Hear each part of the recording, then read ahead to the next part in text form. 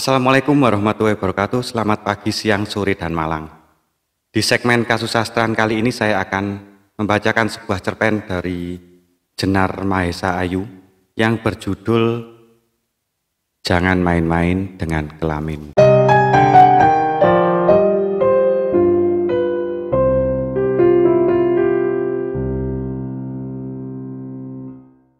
Kumpulan cerpen Jangan Main-Main Dengan Kelaminmu ini terdiri dari 11 cerita, yaitu Jangan Main-Main Dengan Kelaminmu, Mandi Sabun Mandi, Moral, Menyusu Ayah, Cermin, Saya Adalah Seorang Alkoholik, Staccato, Saya di Mata Sebagian Orang, Ting, Penthouse 2610, dan Payudara Nai-Nai. Jangan main-main dengan kelaminmu berkisah mengenai seorang suami, sahabat suami, selingkuhan suami, dan seorang istri. Jenar membuat cerita ini dari 4 sudut pandang tokoh-tokoh tersebut, seperti kalimat berikut yang dituturkan oleh keempat sudut pandang tersebut.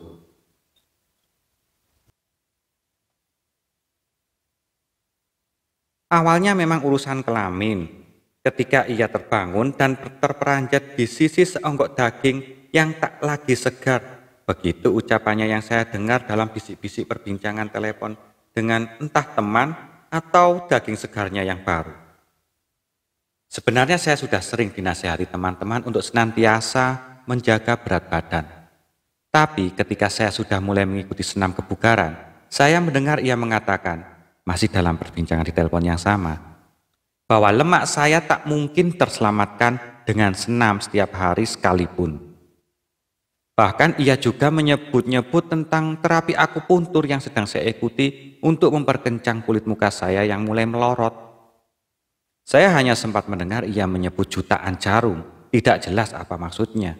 Mungkin saja maksudnya jutaan jarum pun tak sanggup menyelamatkan kerut-merut di wajah saya.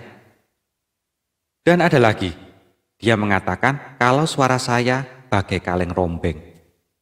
Saya sadar saya memang cerewet, tapi sudah menjadi kewajiban saya untuk cerewet. Tanpa saya cereweti, pembantu-pembantu pasti kerjaannya hanya ongkang-ongkang kaki. Saya ingin rumah selalu terjaga rapi, bersih, supaya ia senantiasa betah di rumah, supaya perasaannya tenang sebelum dan sesudah meninggalkan rumah. Saya juga sudah bosan cerewet. Cerewet itu lelah. Mengatur dan mengurus pekerjaan rumah tangga tidaklah mudah. Bahkan untuk urusan rumah inilah kulit saya keriput, tubuh saya gembrot karena saya sudah tak punya waktu lagi untuk selain mengurusi rumah, dan rumah. Tapi ternyata yang saya lakukan bukan membuatnya bertambah menghargai jerih payah saya, melainkan menjauhkan dirinya dari saya. Bukannya saya melebih-lebihkan, tapi saya benar-benar dengan jelas mendengar ia mengatakan, kalau saya saja jengah bertemu, apalagi kelamin saya. Saya heran, bisa juga seonggok daging itu hamil, padahal saya hanya menyentuhnya sekali dalam 3-5 bulan. Itu pun karena kasihan. Juga dengan ritual, terlebih dahulu minum ginseng supaya ereksi. Juga dengan catatan, lampu harus mati dan mata terpejam. Karena saya sudah terbiasa melihat dan menikmati keindahan, tubuh tinggi semampai, kaki belalang, rambut panjang, leher jenjang, pinggang bak gitar, dan buah dada besar.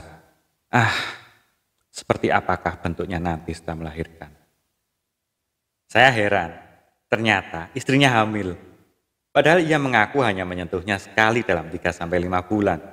Itu pun ia harus terlebih dahulu minum ginseng supaya lebih ereksi.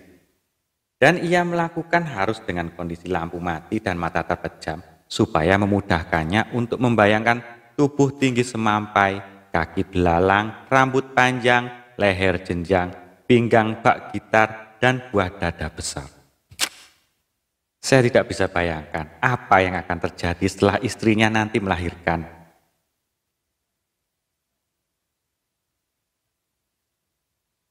Saya heran, ternyata istrinya hamil. Padahal ia mengaku hanya menyentuhnya sekali dalam 3-5 bulan. Itu pun harus terlebih dahulu minum ginseng untuk ereksi dan dan memadamkan lampu supaya ia bisa dengan leluasa membayangkan saya.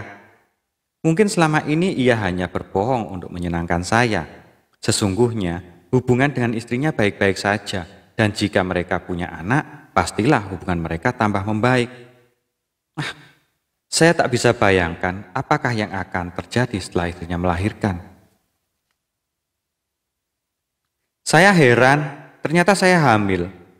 Padahal jarang sekali ia menyentuh saya. Benar-benar hanya sekali dalam 3 bulan, bahkan tak jarang sampai 5 bulan. Itu pun dengan lampu yang dipadamkan dan matanya pun selalu terpejam. Seolah-olah ia sedang tak bersama saya. Ia sedang berada di dunia lain dan tidak mau berbagi dengan saya. Tapi saya hamil. Saya akan memberikannya seorang anak.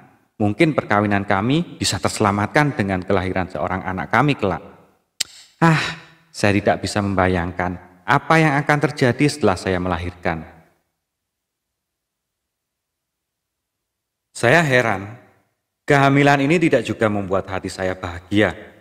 Kehamilan ini membuat saya bingung, apakah memang saya ditakdirkan untuk selamanya terperangkap dengan onggokan daging yang tak segar, gelayut lemak, dan bunyi kaleng rombeng.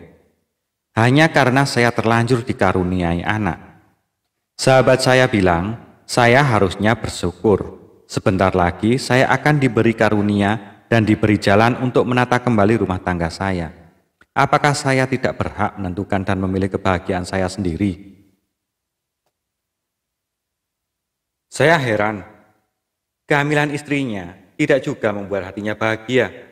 Ia malah bingung, merasa kehamilan ini adalah upaya alam yang hendak memerangkapkannya seumur hidup bersama seonggok daging yang tak segar, gelayut lemak, dan bunyi kaleng rombeng. Padahal saya melihatnya sebagai karunia, sebuah jawaban dan upaya dari alam supaya ia bisa memulai menata kembali rumah tangganya. Tapi ia malah melontarkan pertanyaan pada saya dengan nada keras. Apakah saya tidak berhak menentukan dan memilih kebahagiaan saya sendiri? Saya heran, kehamilan istrinya tidak juga membuat hatinya bahagia. Ia malah bingung, padahal seharusnya saya yang bingung. Apakah pernyataan yang seolah-olah seperti ngeri terperangkap dengan istrinya seumur hidup itu benar? Jangan-jangan hanya di mulut belaka. Dulu, ia katakan jarang menyentuh istrinya, tapi ternyata istrinya hamil. Lantas, apakah yang sedang dilakukannya sekarang di depan saya lagi-lagi hanya sebuah lelucon? Matanya menerawang dan kerap mengulang-ulang gumam. Apakah saya tidak berhak menentukan dan memilih kebahagiaan saya sendiri? Saya rasa saya sudah melangkah terlalu dalam. Sudah begitu banyak waktu terbuang dan hanya untuk urusan gombal-gombalan. Sudah saatnya saya bertindak tegas. Tidak seperti dirinya yang hanya dapat bergumam, saya akan menentukan dan memilih kebahagiaan saya sendiri. Saya heran, kehamilan saya sepertinya tidak juga membuatnya bahagia. Ia lebih kelihatan bingung. Saya merasa kehamilan ini bukanlah karunia baginya, melainkan derita yang kelak akan memerangkapkannya untuk tetap bertahan dalam mahligai rumah tangga. Saya tidak berlebihan, ia lebih jarang ada di rumah sekarang. Mungkin saya sudah terlalu lama merendahkan diri saya sendiri dengan membiarkannya menginjak-injak harga diri saya selama pernikahan kami. Tapi jangan harap ia bisa melakukan hal yang sama kepada anak saya. Sudah saatnya saya bertindak tegas, saya berhak menentukan dan memilih kebahagiaan saya sendiri. Saya hanya main-main. Ma, saya cinta kamu. Beri kesempatan saya untuk memperbaiki kesalahan saya. Saya sering katakan, jangan main api, nanti terbakar. Saya tidak main-main. I'm leaving you. Saya tidak main-main. I'm leaving you. Ini tidak main-main. Jakarta, 8 Desember 2002.